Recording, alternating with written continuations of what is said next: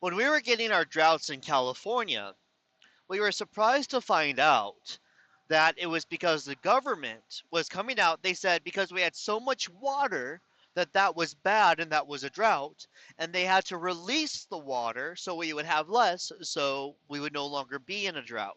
I think it was Nancy Pelosi that said this, and they drained so much water out of California. This was like Upland, Pasadena, through those whole areas. We actually used to have lakes throughout that area. And one day, all of a sudden, all the lakes were dry. All of these small, I'm not lakes, big ponds were just gone.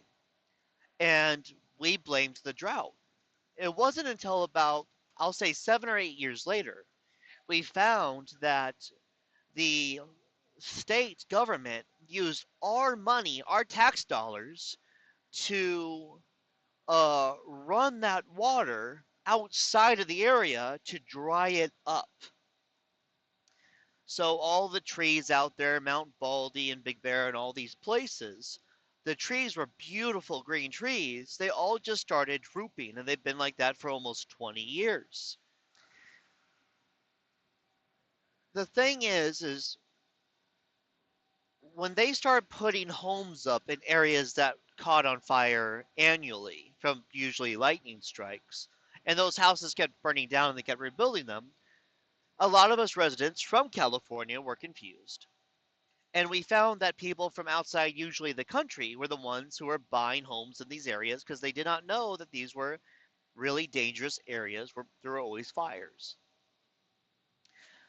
What was odd is through time, when more money was going into the infrastructure for water, we found that the more money we invested and the more rain we had, the worse and worse of a drought that we had. It wasn't making any sense. Now, first, Southern California is completely overpopulated, especially with people who don't belong.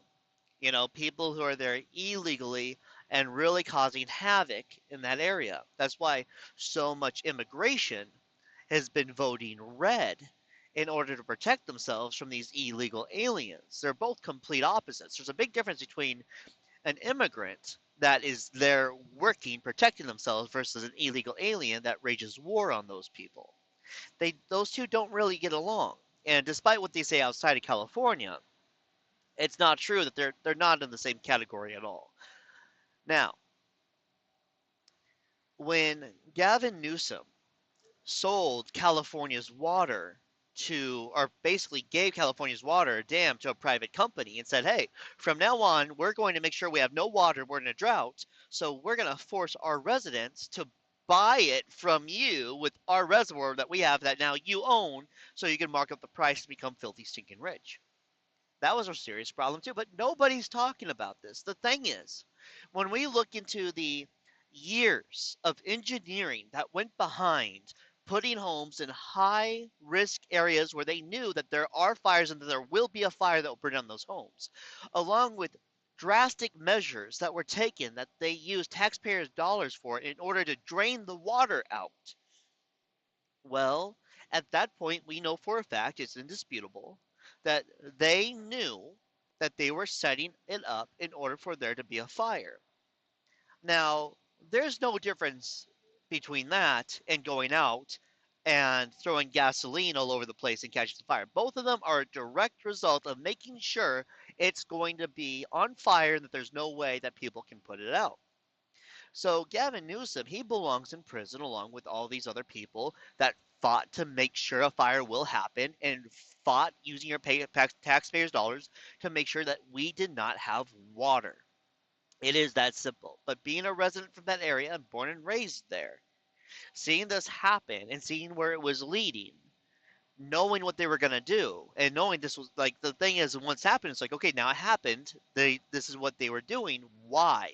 Why did they do this? And no one's asking why. They're saying, how are they so stupid to not know this was gonna?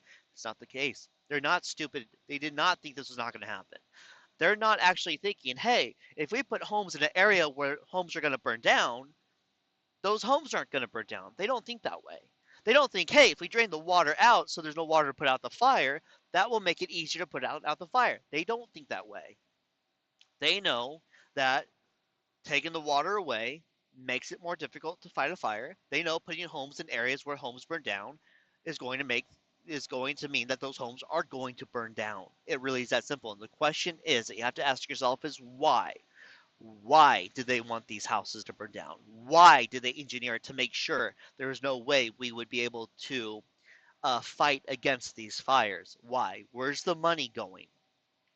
The only thing I can think of so far is this engineered drought was made in order to make this private family rich that California politicians gave them ownership of the water because now maybe that family's paying them on the low. They all get rich together.